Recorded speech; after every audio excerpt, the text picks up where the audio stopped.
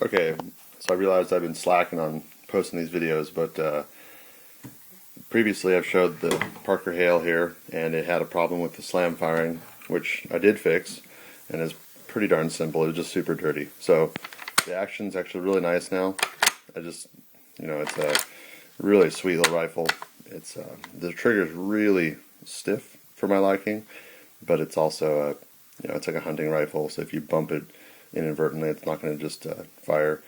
A couple of things that I will be looking at is going to be the surface of the bolt here.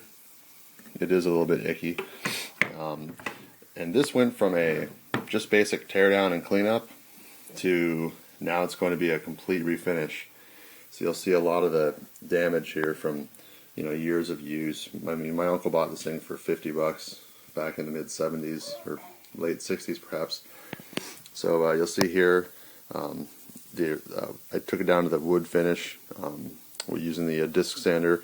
I just using the grind to fit butt pads, and I got it kind of in the rough shape, so I'll finish it up by hand here.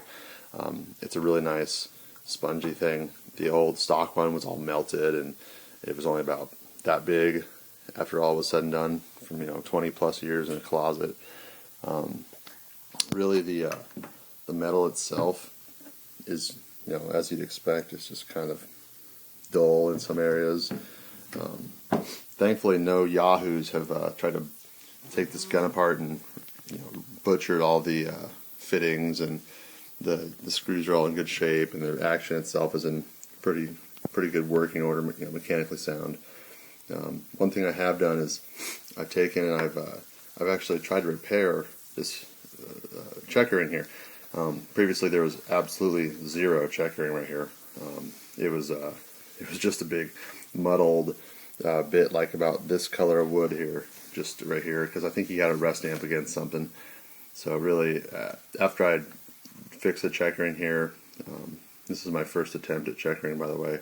Let's see if I can actually get this bad boy to focus. There we go.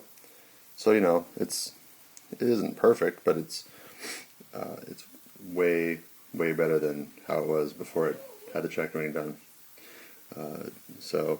And there's a little tiny spot right there that I touched up, and that's actually, I think it got banged up against something. So you'll see, right there, the wood itself is chipped. So I'm gonna just figure out what I have to do there. Anyways, yeah, this is the first step here before I actually apply the chemical stripper, and taking care not to ruin these nice end pieces. I mean, this I think is buffalo horn or some other animal material, and this is who knows what. Obviously it's wood, but I don't know what.